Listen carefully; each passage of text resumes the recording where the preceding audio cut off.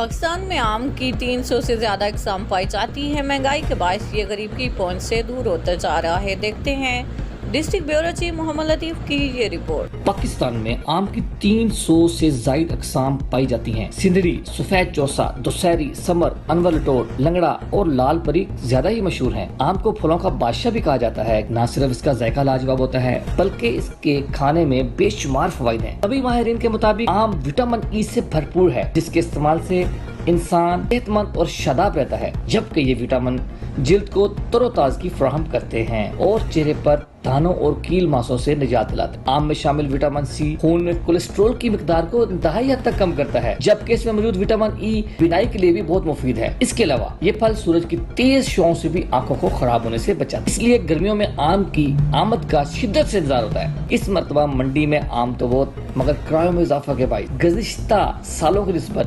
50% سے زائد پرائز میں اضافہ دیکھنے آ رہا ہے، جس کی وجہ سے منڈی میں آم کے خریدار بہت کم نظر آتے ہیں۔ بھاولپور سے دوسرے شہروں میں میٹھے آم تحفے تحائف بھجوانے کا سلسلہ جاری ہے، لیکن پچھلے سال کی نسبت اس میں بھی کمی دیکھی جا رہی ہے، جبکہ قدرت کا یہ لازوال تحفہ گرانی کے باعث غریب اور متوسط طبقے کی پہنچ سے کافی دور ہوتا دکھائی دے رہا ہے۔ مزید خبروں اور اپڈیٹس کے لیے ابھی سبسکرائب کریں اور نیوز آفیشیل۔